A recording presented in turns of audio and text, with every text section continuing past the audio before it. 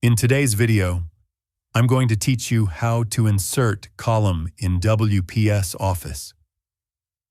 This feature is especially useful when you want your document to look cleaner, more organized, or more like a professional newsletter or article. By arranging text into columns, you can improve readability and make better use of space without changing your actual content.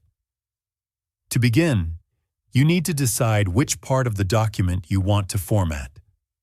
Inserted columns only affect the text you choose, so start by selecting the text where you want the columns to appear. For example, if you want only a specific paragraph to be divided, highlight that section carefully before moving on. Once the text is selected, go to the Page Layout tab at the top of the screen. Under the Page Layout tab, you will immediately see the Columns option. This tool allows you to split your text into 2 or more vertical sections.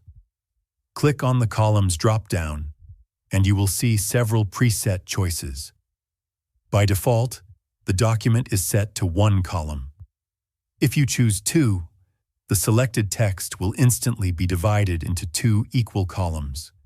If you select 3, the text will be arranged into 3 columns instead.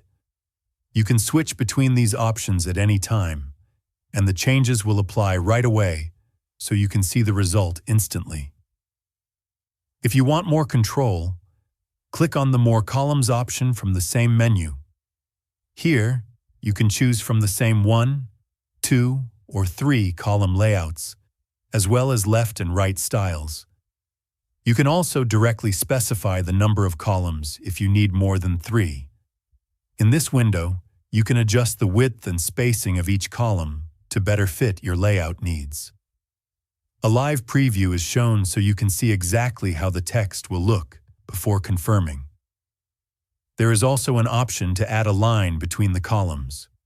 When you select this, a vertical line appears in the preview, helping visually separate the text. This is useful for longer documents or structured layouts. Another important setting here is where the columns will apply. If you choose the selected section, only the highlighted text will be affected. If you choose the whole document, the column layout will apply to every page. After choosing your preferred settings, click on OK. You will then see the text arranged into columns exactly as selected.